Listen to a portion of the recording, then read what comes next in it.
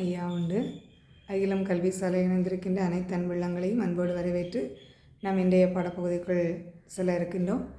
இன்றைய பாடப்பகுதி ஐயா அனந்தபுரம் செல்லுகின்ற போது அங்கே எதிரெதிராக தவம் இருந்து கொண்டிருந்த ஒரு பசு மற்றும் ஒரு பெண்ணினுடைய அந்த தவத்தினுடைய நோக்கத்தை நிறைவேற்றுதல். நம்ம சென்ற வகுப்பில் நம்ம என்ன பார்த்தோம் அப்படின்னு சொன்னால், ஐயா அனந்தபுரம் செல்லுகின்ற வழியில் வானவர்கள் தவநிலையில் அங்கே நிற்கின்றார்கள். அவர்களுக்கு ஐயா அருள் பாலித்து விட்டு வருகின்றார். அதனைத் தொடர்ந்து இந்த பசுவிற்கும் பெண்ணுக்கும் ஐயா என்ன கொடுக்கின்றார் என்பதை, எவ்வாறு அருள் பாலிக்கின்றார் என்ற விவரங்களை நாம் இப்போது இங்கே பார்க்க இருக்கின்றோம். அதாவது ஐயா அனந்தபுரம் நோக்கி வருகின்ற வழியிலே ஒரு பசுவும் பெண்ணும் எதிரெதிராக தவம் இருக்கின்றார்கள். அப்போது அந்த பசுவிடம் ஐயா கேட்கின்றார், ஏ பசுவே, நீ உன்னுடைய தவத்தினுடைய நோக்கம் என்ன, எதற்காக நீ தவம் இருக்கின்றாய் என்று அங்கே கேட்கின்றார். அப்போது அந்த பசுவானது சொல்லுகின்றது, ஐயாவே, என்னுடைய கண்டை பழிவாங்க வேண்டும் என்று இதோ எதிரில் இருக்கின்றாளே இந்த பெண்ணானவள் தவமாக இருந்து கொண்டிருக்கின்றாள். ஆகவே என்னுடைய கன்றுக்கு இறப்பு வந்தாலும் மீண்டும் எனக்கே அது கன்றாக என்ன செய்ய வேண்டும், பிறவி எடுக்க வேண்டும் என்று நான் தவமாக இருக்கின்றேன் என்று அங்கே சொல்லுகின்றார். சொன்ன உடனே அந்த பெண்ணிடம் சென்று ஐயா கேட்கின்றார், பெண்ணே, உன்னுடைய தவத்தினுடைய நோக்கம் என்ன என்று கேட்கின்ற போது அந்த பெண்ணானவள் சொல்லுகின்றார், ஐயாவே, எனக்கு ஒரு குழந்தையை சிவபெருமான் தந்தார். அந்த குழந்தையை வளர்த்து ஆளாக்கி வயது 16 வரையிலும் நான் அந்த பிள்ளையை மதலை மொழி கேட்டு வாழ்ந்திருந்தேன்.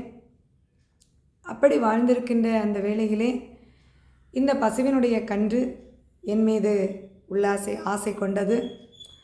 அப்போது நான் அதற்கு மறுப்பு தெரிவித்த காரணத்தினால் என்னுடைய குழந்தையை அது கொன்றுவிட்டது.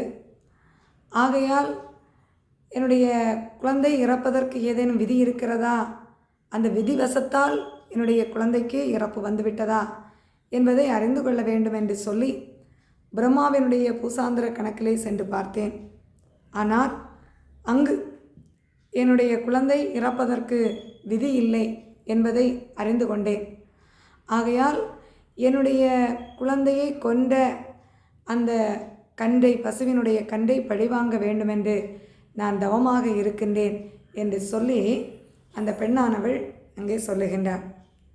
சொன்ன உடனே எம்பெருமான் அந்த பசுவிடமும் பெண்ணிடமும் சொல்லுகின்றார், அதாவது உங்களுடைய தவத்தினுடைய நோக்கத்தை நான் அறிந்து கொண்டேன்.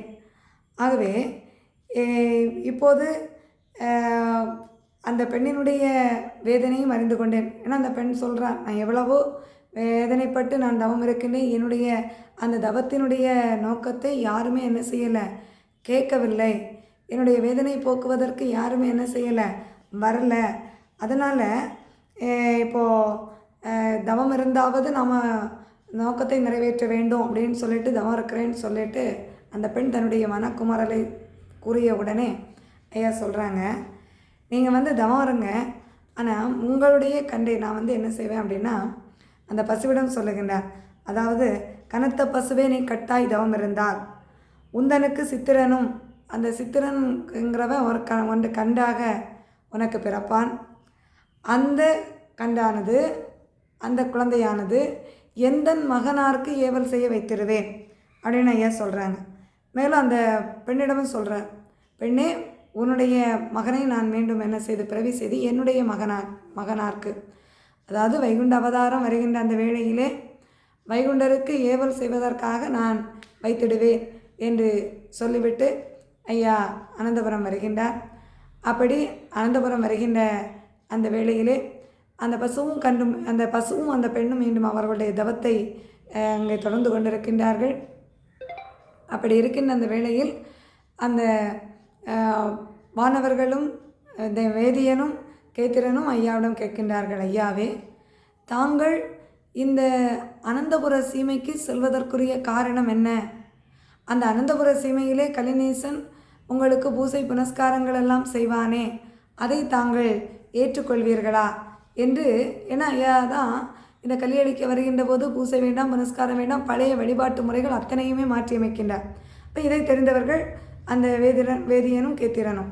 அப்போ அவங்க கேட்குறாங்க, நீங்கள் அப்போ அந்த கல்யாணீசனுடைய ராஜ்யத்துக்கு போனீங்க அப்படின்னா அவங்களுக்கு பூசை முறைகளெல்லாம் செய்வான் இல்லையா, அதை நீங்கள் ஏற்றுக்கொள்வீர்களா என்று அங்கே சொல்லுகின்ற போது ஐயா சொல்லுகின்றார்கள். அதாவது நான் சான்றோருக்கு உபகாரம் செய்வதற்கு முன்பாக அந்த கலிநீசனுக்கு சில காலம் புத்தி சொல்ல வேண்டும்.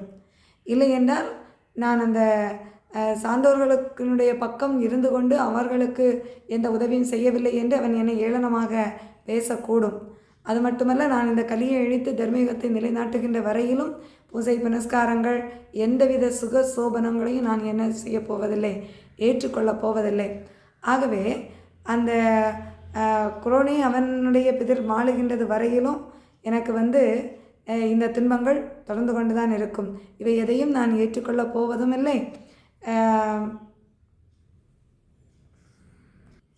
என்றைக்கு அந்த குரோனியினுடைய பிதரில் தோன்றிய கலிநீசன் இந்த உலகத்தில் கால் வைத்தானோ அன்று முதல் பூசை அறியேன், பொசிப்பறியேன், லட்சுமியை நான் அறியேன், எண்ணெய் அறியேன், வண்ண துயில் அறியேன், படுக்கும் அந்த சிறப்பறியேன், அதாவது பாசை அறியேன், அக்க கிளை அறியேன், ஒத்தை அதாவது உட்கார்ந்திருக்க அறியேன், மேடை அறியேன், மேவும் பவுஸ் அறியேன், தோழலகை நான் அறியேன், சுருதிமொழி நான் அறியேன், பால வைகுண்ட அரசு மேடை அறியேன். இப்படி எதையுமே நான் அறியவில்லை.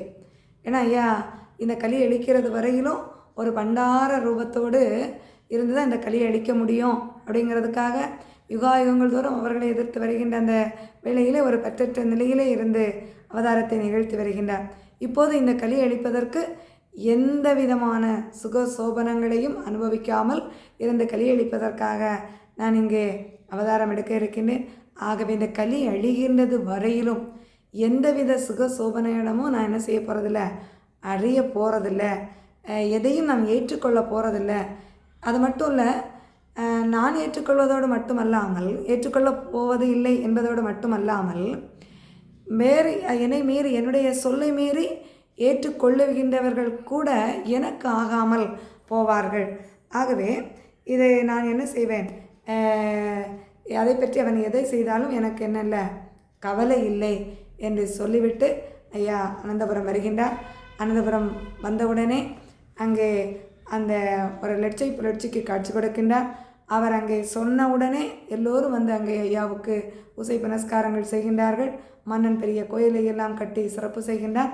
அதன் பிறகு அனந்தபுர சீமையிலே என்னென்ன நிகழ்வுகள் நிகழ்கின்றது என்பதை நாம் அடுத்த வகுப்பில் பார்ப்போம். ஐயா